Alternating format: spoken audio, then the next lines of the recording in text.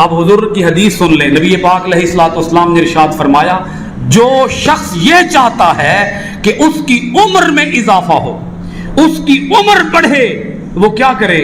Number 1 رشتہ داروں کے ساتھ حسن سلوک کرے, اللہ اس کی عمر بڑھا دے گا. کیا کرے جی بولیے ذرا؟ رشتہ داروں کے ساتھ حسن سلوک. جو رشتہ داروں کے ساتھ حسن سلوک کرتا ہے اللہ اس کی عمر بڑھا دیتا ہے. اور ساتھ حضور علیہ الصلوۃ والسلام نے ارشاد فرمایا اللہ صرف اس کی عمر نہیں بڑھاتا بلکہ اس کا رزق بھی اللہ بڑھا دیتا ہے. رشتہ داروں کے ساتھ حسن سلوک کرو گے تو کیا ہوگا؟ رزق بھی بڑھ جائے گا, عمر بھی بڑھ جائے گی. یعنی وقت بھی اللہ اور دے دے گا, مال بھی اللہ اور دے دے گا. یہ بات میں اس لیے کر رہا ہوں کہ آگے عید آنے والی ہے, بڑی عید ماشاءاللہ. کل عید کی نماز آپ سب مسلمان ادا کریں گے.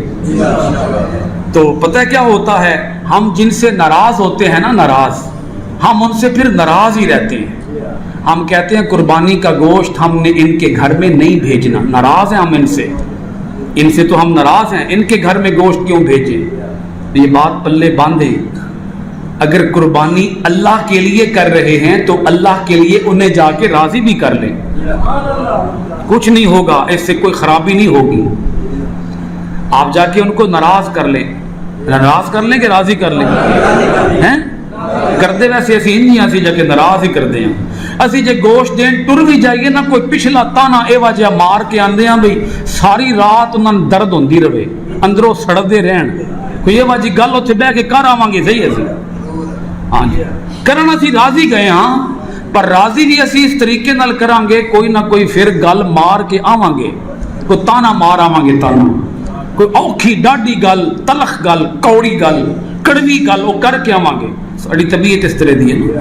تو میں عرض یہ کر رہا ہوں کہ ہمیں اپنی زبان سے انہیں کیا کرنا چاہیے؟ راضی کرنا, خوش کرنا چاہیے. راضی خوش کر کے تو انہیں گوشت دے کے آئیں, اور پھر کوئی احسان نہ جتلائیں.